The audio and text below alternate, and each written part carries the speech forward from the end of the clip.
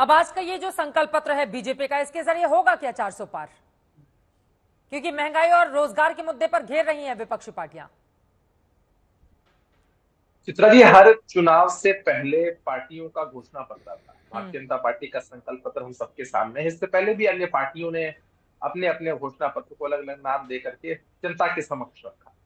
देखिए, चुनाव में जनता किन पार्टियों पर भरोसा करती है, किस गठबंधन पर भरोसा करती है, किस नेता पर भरोसा करती है, वो अपने वोट के माध्यम से जाहिर करती है। 2014 में भी विपक्ष के साथी चिल्लाते, 2019 में और जोर से चिल्लाने लगे, और इस बार चिल्लाने की जो आवाज है वो और जोर से आ रही है।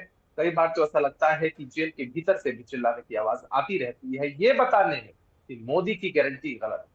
अरे भाई, आप अपनी गारंटी दे नहीं सकते और मोदी जी की गारंटी को गलत साबित करने में कब से लगे? इस घोषणा पत्र, ये जो संकल्प पत्र हमारे सामने है, इसमें हर वर्ग की चर्चा है, हर वर्ग की बातचीत, और बताया गया है कि रोडमैप क्या है, विजन क्या है। अब जनता इस पर भरोसा करेगी, आगे मौका देगी, तो इनके चिल्लाने से क्या हो जाए, इनके क्रिटिसाइज करने से क्या हो जाए। इनको अधिनायकवाद तब तक दिखता है जब तक देश में एनडीए का शासन। जैसे ही यूपीए का शासन हो जाए, इंडिया अलायंस को अगर मौका मिल जाता, तो इनको अधिनायकवाद नहीं दिखता। इनको देश में लोकतंत्र खतरे में, संविधान खतरे में तभी तक दिखता है जब तक ये विपक्ष में, और सत्ता पक्ष में अगर बैठने का मौका मिल जाए तो देश में सब कुछ बहुत बेहतर, बढ़िया, सुचारू चल रहा है। ये डुअल जो पॉलिसी इनकी है, इनको मुबारक हो।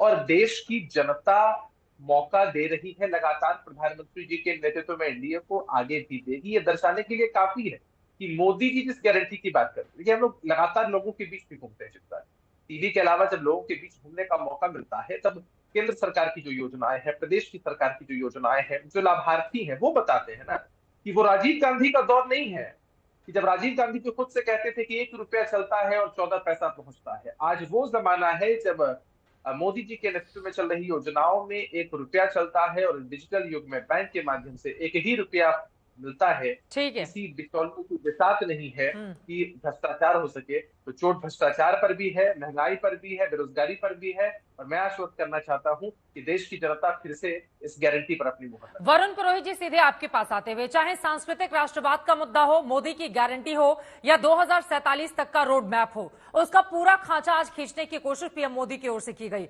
80 करोड़ लोगों तक 2029 तक मुफ्त में राशन पहुंचता रहेगा। 70 साल से ज्यादा उम्र के बुजुर्गों को फ्री में इलाज किया जाएगा। इसको किस तरह से देख रहे हैं वरुण पुरोहित जी आप? इसकी काट क्या है विपक्ष के पास?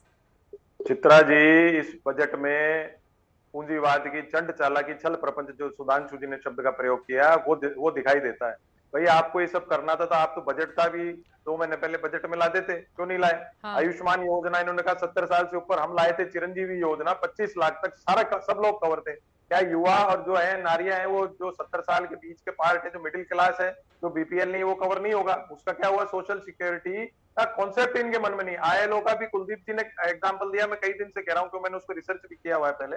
जब आईएलओ ने आंकड़े दिए हैं तो उस पर कोई जवाब नहीं देते। तो आईएलओ के जो हैबिटेट सेंटर का ऑफिस ये बंद करवा दें इनके, तो इनका चलेगा बस। तो देखिए, बिल्कुल इनका अभी प्रधानमंत्री जी ने बात की अनाज संग्रहण की, केंद्र बनाएंगे। एफसीआई का गोडाउन नहीं है क्या पहले से?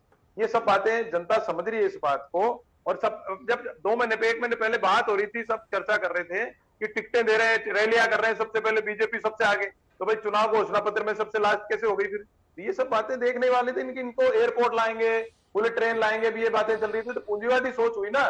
जयपुर से दिल्ली चलती है वंदे भारत, लेती है 900 रुपए, और डबल डेकर लेती है 500 रुपए। उससे बढ़िया गाड़ी टाइम से पहुंचा देती। तो आम आदमी के लिए कुछ भी इनके पास में नहीं है। और हमने बात की 30 लाख रोजगार की, उसकी मजाक उड़ाते हैं। खुद ने 2-2 लाख की बात की, उसकी 2-2 करोड़ की बात की, उसकी बात नहीं करते। 30 लाख हमने इसलिए करी कि 9.5-10 लाख तो वैकेंसियां हैं, और 10 साल में उन्होंने एक्सपेंशन किया नहीं। रेल का, एलआईसी का जो बड़ी बड़ी लाइफ लाइन थी, उस हर साल जो निकलती थी वैकेंसी और रोटेशन में खत्म कर दिए, वो लाएंगे। हमने तो नहीं कहा 30-30 करोड़ रोजगार देंगे।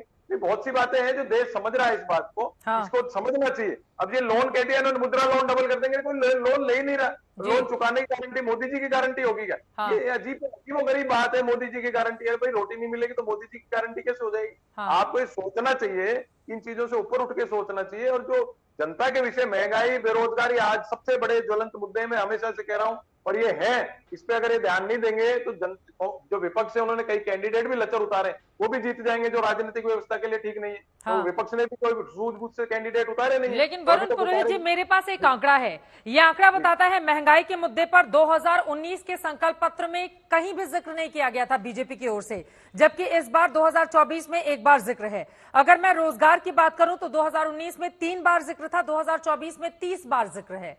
लेकिन उसके बावजूद हमने देखा था 2019 का रिजल्ट क्या रहा था, 14 से ज्यादा बेहतर परफॉर्म किया था, और उसमें मोदी की गारंटी ही थी, क्योंकि नरेंद्र मोदी के चेहरे से शुरू होकर इसीलिए बार बार सवाल पूछा जा रहा है कि मोदी के पैरेलली विपक्षी दलों के पास कौन से ऐसे नेता हैं। मुझे लगता है आशुतोष जी आप इसका जवाब दे दीजिए, उसके बाद सुधांशु त्रिवेदी जी मैं आपके पास आऊंगी। आशुतोष वर्मा जी, हाँ फिर आशुतोष जी इसके बाद आ रही हूँ। आशुतोष वर्मा जी, अब इतना इंडिया गठबंधन आपने बना तो लिया, लेकिन कौन खड़ा होगा नरेंद्र मोदी के सामने, क्या बताएगा जनता को आप? नहीं देखिए, फिर घूम फिर के आप वहीं पे आ गए कि मोदी के खिलाफ विकल्प नहीं है। विकल्प देश ने हर समय सुना है। हाँ। भारत की आजादी के बाद से विकल्प की कभी कमी नहीं रही है।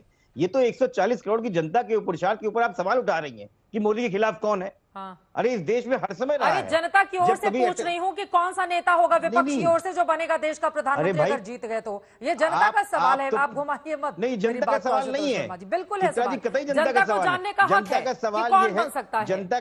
जनता के सवाल वो है जो जनता पूछ रही है कि मेरे बच्चे को बेरोजगारी से कब निजात दिलाओगे। अभी मैं सुन रहा था भारतीय जनता पार्टी के प्रवक्ता समाजवादी पार्टी पे कह रहे थे कि गरीबी हटा देंगे, जुमला फेंक रहे हैं। अरे भाई साहब, 50-70 सालों में जो सरकारें चली हैं उसने आज तक वर्ल्ड बैंक से 55 मिलियन डॉलर जो है कर्जा लिया था, और आपने 10 साल में 150 लाख डॉलर ले लिया। ये जो 150 लाख का बोझ डाला है ना जनता में, ये महंगाई की वजह है। इससे कम करके गरीबी खत्म की जाएगी। इसका जवाब नहीं देंगे। बुलेट ट्रेन चलाएंगे लेकिन बेरोजगारी की बात नहीं करेंगे। देखिए, ये जनता को मूर्ख बनाने का तरीके हैं, और कहीं ना कहीं भारत की जनता, 140 करोड़ की जनता इस सवालों से उब गई है कि मोदी का विकल्प नहीं है, दूसरा कोई नहीं है। विकल्प हर समय है।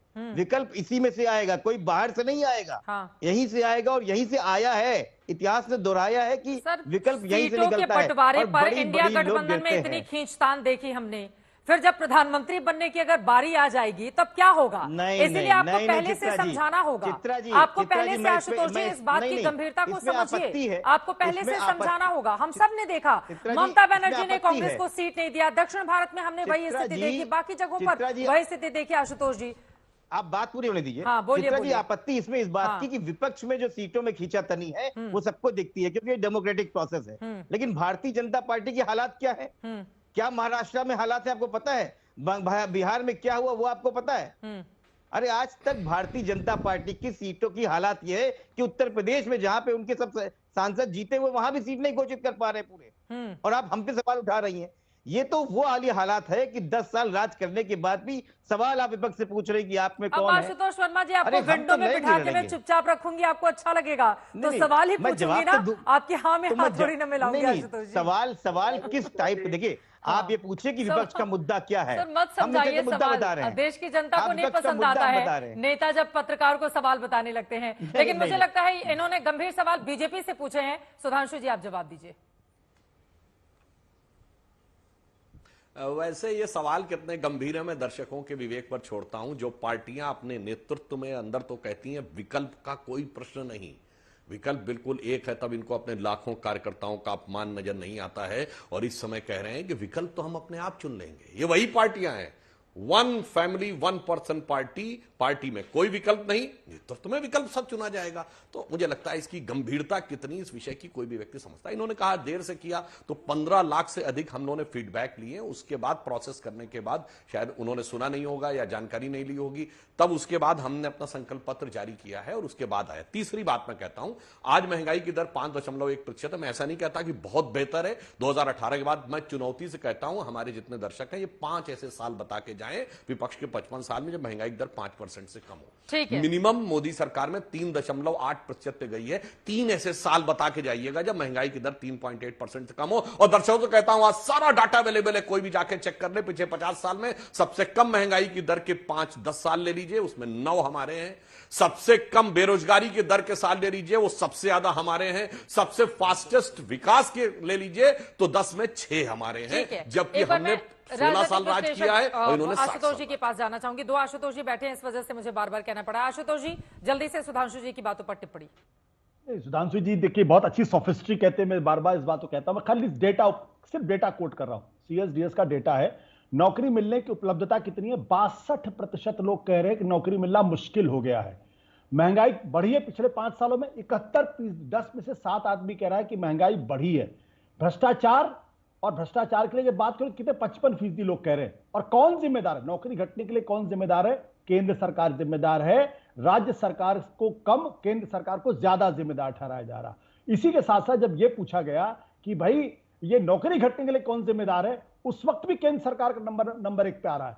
अब सवाल इस बात को, इस डेटा को मत मानिए। आप कहिए कि अरे भाई भारतीय जनता पार्टी तो कहती रहा 2047 से लेकर 2014 तक जो है भारत में कोई विकास हुआ ही नहीं, और भारत आजाद दरअसल 2014 में हुआ। जब आप इस बात को मान के चलते तो लोग तो आपसे उम्मीद करेंगे ना, तो महंगाई क्यों बढ़ गई पिछले 5 साल में? डेटा कह रहा है, लोग क्यों मानते हैं इस बात को? भ्रष्टाचार क्यों बढ़ गया पिछले 5 साल के अंदर? 55% लोग कह रहे हैं। और नौकरी क्यों घट गई, ये 62% लोग कह रहे हैं। इसका जवाब आप नहीं देंगे। ठीक है, मुझे लगता है कि जनता के जवाब का इंतजार कर लेना चाहिए।